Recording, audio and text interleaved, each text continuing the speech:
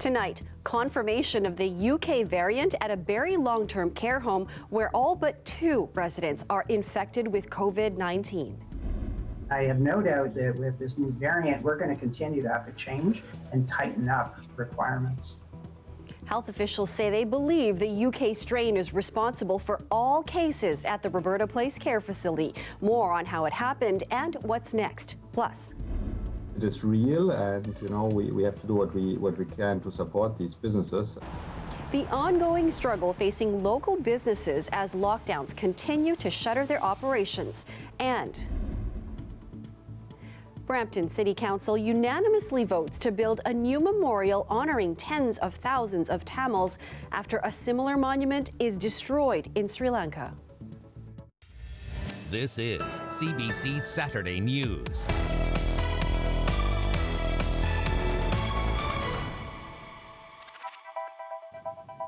Good evening, I'm Marivel Tarouk. A more transmissible variant of the coronavirus has been confirmed at a long-term care home in Barrie. 32 people have died from COVID-19 at Roberta Place since the outbreak began. All but 2 of the facility's 129 residents are infected, and there are questions about how the virus was first brought into the home. Lorenda Redekop has the latest. Today, confirmation that the B117 variant, first seen in the UK, is present at this long-term care home after the genome testing from 6 samples. I do not doubt that all of them have the variant. I don't have any reason to believe that it's anything other than the UK variant throughout. Almost all the residents and around half the staff have tested positive, along with outside household members. The outbreak started January 8th and quickly spread. As for how it started, it's believed it was a staff member. Someone from their household traveled outside the country, but officials say quarantine rules were followed. This individual did not leave their home. What would be key would be the potential for transmission within the home. Nevertheless, we have seen a transmission. A 2-day inspection at the home, less than a week after the outbreak started, found rooms were shared by residents who had COVID-19 and those who didn't. Some staff were caring for both confirmed COVID-19 positive residents and those not confirmed to have the virus, placing other residents at risk. Health officials say staffing was low because the virus moved so fast. Now vaccinations are being sped up in retirement homes across the health region. All long-term care homes have already received a first dose. Dr. Isaac Bogosh is part of the province's vaccine task force. We know the vaccine will work against this variant, to provide protection against this variant. So the real answer here is double down on your efforts to control infection in the community and vaccinate as quickly as possible. Some doctors are frustrated all long-term care residents weren't vaccinated faster. This is exactly the place you want some precision. You vaccinate these residents, you actually stop most of the deaths that are happening in this province. One death confirmed in the province today connected to a long-term care home is not a resident but a staff member, a teenager who worked in the London area. He's the youngest person in that region to die from COVID-19. Lorenda Redekop, CBC News, Toronto. The province reported an additional 2,359 cases of COVID-19 today, and 52 more people lost their lives to the virus. More than 700 of the new cases come from Toronto alone, with 422 in Peel, 220 in York Region, and 107 in Hamilton. Just over 1,500 people are in hospital with the virus, with about 400 in intensive care units. An Ontario doctor has been removed from the long-term care homes where she was the attending physician. She and her husband were the first in Canada to have contracted the UK variant. They now face charges for allegedly hindering contact tracing efforts. Zach Dubinsky has the details. Well, we first heard earlier this week and first reported earlier this week that Dr. Martina Weir from Durham Region, east of Toronto, had been charged with 3 public health offenses with respect to her diagnosis and the subsequent contact tracing they did with her with COVID-19. And those charges related to the fact that she's alleged to have given inaccurate and false information to people who were trying to find out who she'd been in touch with before and after she came down with coronavirus diagnosis. Now, when we found out that news, we went to her employers and we said, what do you know about this? And they came back to us and they said, well, Dr. Weir hadn't been at work since early December at the 2 long-term care homes where she was an attending physician. So they said, we have no concerns about any risk to any of our residents or any of our staff. But they said, we are, however, putting her contract, her status here under review. And then we just found out today, it has been confirmed by Durham Region, which runs those 2 nursing homes, that they have now decided to part company with Dr. Weir. She is no longer an attending physician there. She will not be doing work as a physician at those nursing homes going forward. So she's also a doctor at 3 hospitals in Durham Region. They're part of the Lake Ridge Health Network. We reached out to them as well. They said similarly, Dr. Weir had not been at any of their facilities during the month of December, so they don't have concerns around possible transmission to patients or to other staff there. We haven't heard anything from those hospitals about a potential review of her status at those hospitals. We will continue to monitor the situation, of course. And I should absolutely note that Dr. Weir and her husband, who was also facing charges, have both said to us through their lawyers that they are not guilty of these allegations. They will plead not guilty in court, and they will vigorously defend themselves. The CBC's Zach Dubinsky reporting from Toronto. Metrolinx has confirmed a staff member died from COVID-19 on Friday. A 64-year-old GO station employee died from the virus after 2 weeks in hospital. Really an important staff member because, especially during COVID, he was tasked with ensuring that the station that he worked at was spotless at all times and disinfected. He was well known and well regarded by all, and he's going to be missed by his team for sure. Metrolinx says the man worked for the provincial transit company for 11 years. His job included keeping the station sanitized. The company says it does not appear the employee contracted the virus at work. Overall, 67 staff members have tested positive for COVID since the start of the pandemic. 2 TTC special constables have been fired following an investigation that found they used excessive force in an altercation involving a passenger on a Toronto streetcar last year. The union that represents special constables said in a statement on Twitter, the termination was politically motivated and lacking in factual evidence. The video posted to social media showed 2 constables tackling a male rider and spraying him with a substance. Canada Post is warning customers to expect delivery delays after an outbreak at a key mail facility in Mississauga. 182 workers at the site have tested positive for COVID-19 since the beginning of the new year, 39 just in the last 3 days. A spokesperson for Canada Post says the Mississauga facility is central to the corporation's national delivery and processing network. The plant is continuing to process heavy incoming parcel volumes, but Canada Post says there will be longer waits. 4,500 people work at the Mississauga site. Monday marks 1 year since the first Canadian case of COVID-19 was reported here in Toronto.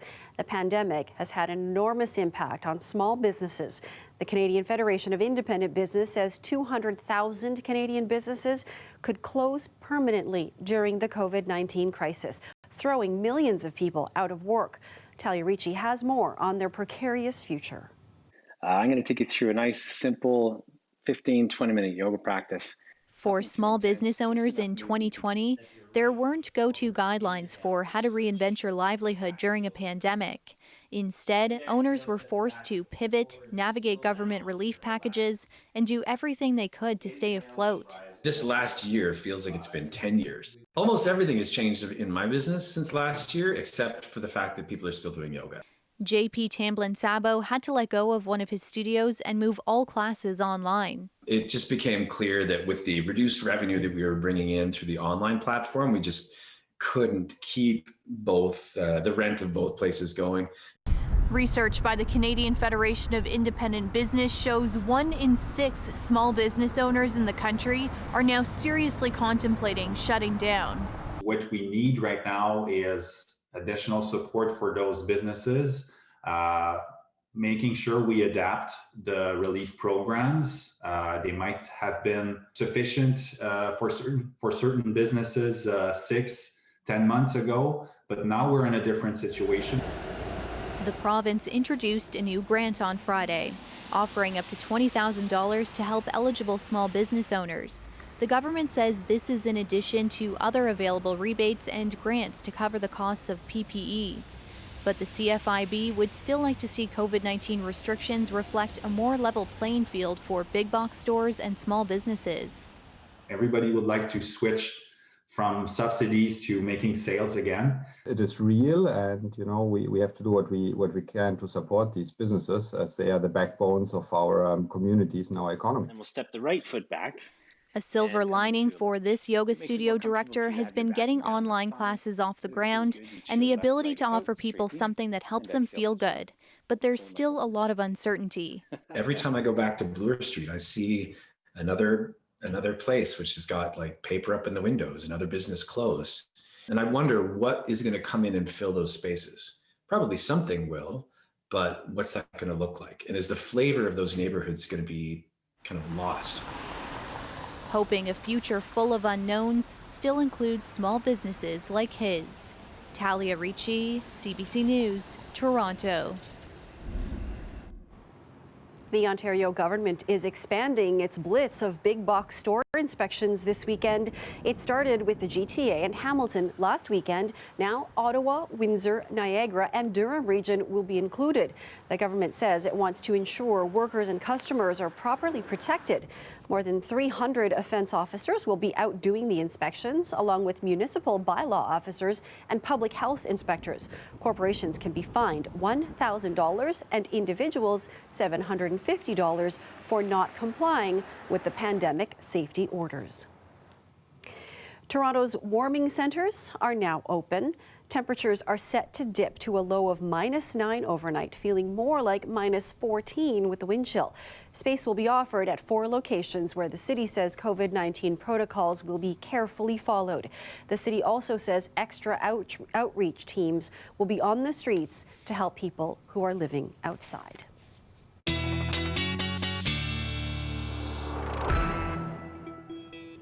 You're looking live at our nation's capital tonight, and some Ottawa residents being reminded not to cross the Gatineau border.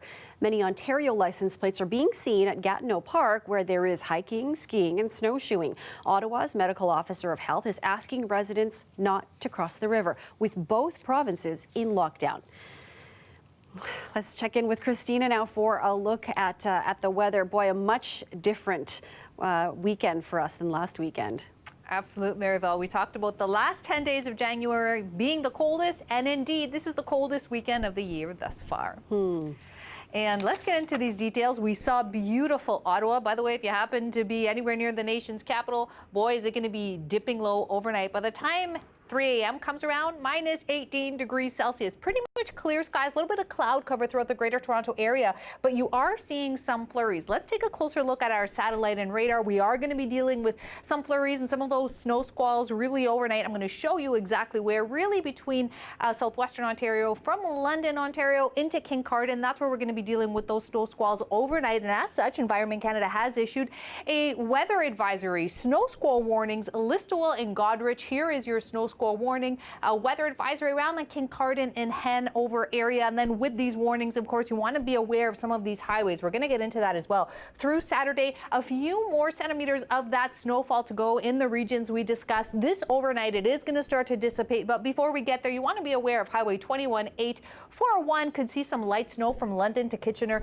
And then 400, you may also be dealing with that light snowfall. Here is your Saturday overnight, -9 degrees. And your Sunday morning, -7 degrees, feeling like -11. I've got more details coming up in your long range forecast. Okay, we'll see you in a bit. Thanks, Christina. Okay, thanks. Larry King, the longtime fixture on CNN in the evenings, has died.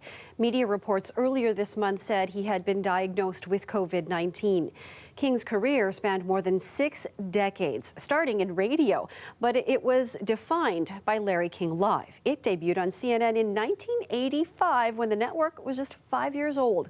King would stay a quarter century interviewing U.S. presidents, world leaders, and top entertainers.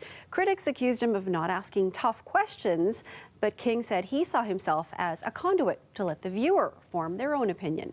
Larry King was 87. Some residents in Peel dropped posters around the region asking for justice in the death of Jamal Francique. More on that after the break.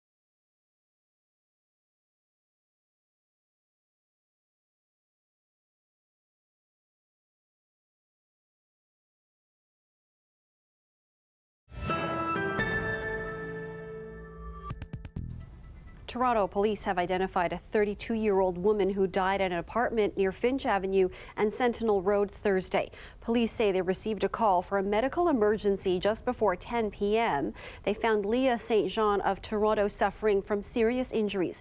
She later died at the scene. Police have charged 26-year-old Suresa Abdi with second-degree murder. Members of the Malton People's Movement postered Peel region today in an active protest against what they call the lack of justice in the death of Jamal Francique. So I don't trust that they conducted their investigations properly. There's a whole bunch of issues with the report when you read it.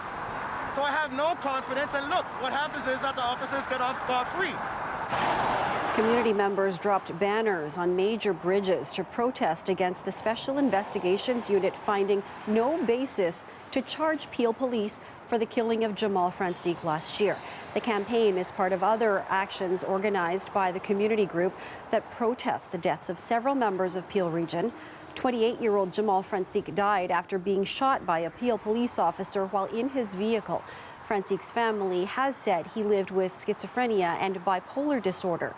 The SIU determined there were no grounds to charge the officer, adding they were unable to reasonably conclude that the officer's use of force fell outside the legal limits.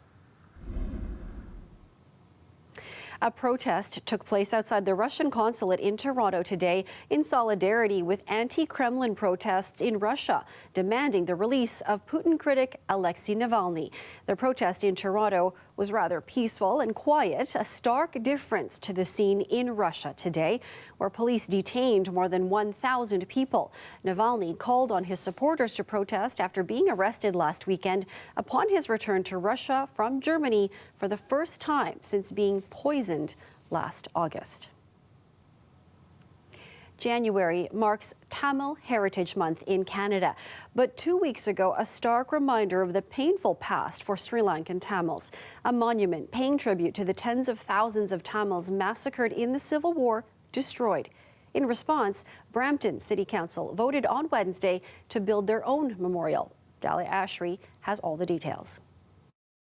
Thousands of Sri Lankan Tamils killed during the Civil War, a quarter century of violence that finally came to an end in 2009. But some destruction still exists. 2 weeks ago, the Mulivaikal Memorial at Jaffna University in the northern part of Sri Lanka was bulldozed by Sri Lankan authorities. The students of the Jaffna University, the university is well known, is a cultural epicenter for our freedom fight struggles. The young students created a small piece of monument to remember the fallen innocent civilians during the war. This was built 2 years ago. Last weekend, Tamil Canadians in the GTA organized a car rally which started in Brampton and made its way to Queen's Park, condemning the destruction of the stone sculpture dedicated to the lives lost. The Brampton Tamil Association says it was an important monument for Tamils in Canada and abroad. What this shows is the Sri Lankan government is trying to erase the memory of innocent civilians lost in the war. Now GTA is the home of one of the largest Tamil diasporas. That's why on Wednesday, Brampton City Council unanimously voted to build its very own Mulivaikal Memorial. And so while there may be some people trying to whitewash history in Sri Lanka and rewrite history, we can't stand for that. A symbol of solidarity. Where they tear down a statue and they tear down history in Sri Lanka, that we would do the opposite. In Canada, that we would build a monument to remember the victims, to remember the genocide. The president of the Brampton Tamil Association says this monument will be locally funded by their community. People of all walks, not just Tamils, but people in Canada and Brampton in particular, they can look at this piece and remember their own past history if they went through similar experiences, right? So they can, we wanted to show them that their pain is also our pain. The mayor of Brampton hopes to have the monument built by May 18th, the Remembrance Day of the genocide. Dahlia Ashry, CBC News, Toronto.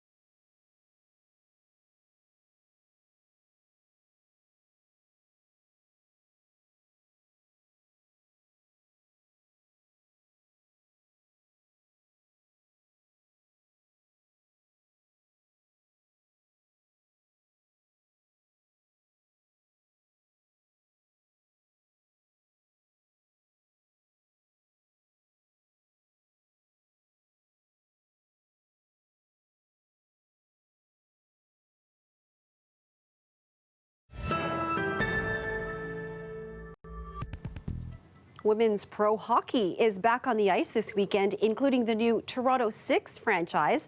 But some of the world's top players have decided to sit out, refusing to take part until players are paid a decent living wage.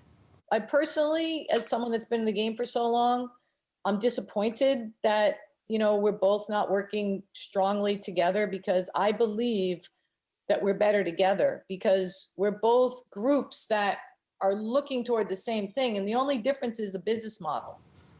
The league's goal is to continue to grow the business. The players return to action with a 2-week pandemic bubble season, with 6 teams vying for the Isabel Cup.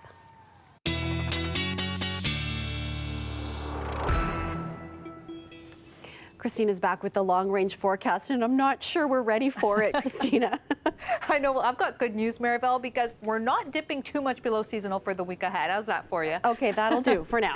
Okay. So overnight, we are going to still be dealing with some of those lingering flurries, those snow squalls that I mentioned earlier. A few more centimeters to go, really pushing into Kincardine, but Kitchener is going to see a few centimeters, but not really affecting the greater Toronto area. This is what your Sunday afternoon is going to look like, right in seasonal here. Toronto -2 degrees. By the way, today, if it felt cold with the wind chill factor in the afternoon, feeling like -19 in the GTA. Here are your flurries for southwestern Ontario for your Sunday. And then once again, as we push into northwestern Ontario, northeastern Ontario, flurries as well. But nation's capital in Kingston, plenty of sunshine for your Sunday. Your Sunday overnight, temperatures dipping. Check this out, Thunder Bay, -18 degrees overnight. But Toronto, -6 degrees. Nation's capital, -17 degrees for your Sunday overnight. That does not include the wind chill factor, so you're going to need those blankets for sure. And then your Monday, your afternoon high, Toronto right at the freezing mark, London and Windsor right at the freezing mark as well. Monday, something interesting happens. It's time to say hello to Texas once again. We could be dealing with the effects of this Texas low. Now, there are 2 variant tracks our forecasters are looking at. Depending on the direction of those tracks, that's going to let us know if we're going to see widespread snowfall in southern Ontario. Doesn't look like that system, though, is going to be penetrating Toronto. Your Sunday, Toronto, -2 degrees. Enjoy that sunshine for your Sunday and Monday. And then Tuesday, here we could be feeling the effects of that Texas low, -3 degrees, feeling like -10. Wednesday, -4 degrees, feeling like -10. Thursday and Friday, though, plenty of sunshine. By the time we see you again next weekend, we are going to be dealing with those flurries. And then into the nation's capital, this is where it is feeling much below seasonal for the week ahead. I'm chilly already. Thanks a lot, Christina. Thank you. We'll see you tomorrow. Okay. And that's our show for you tonight. Thank you for watching. Have a great night, everyone. And as always, please stay safe out there. Good night.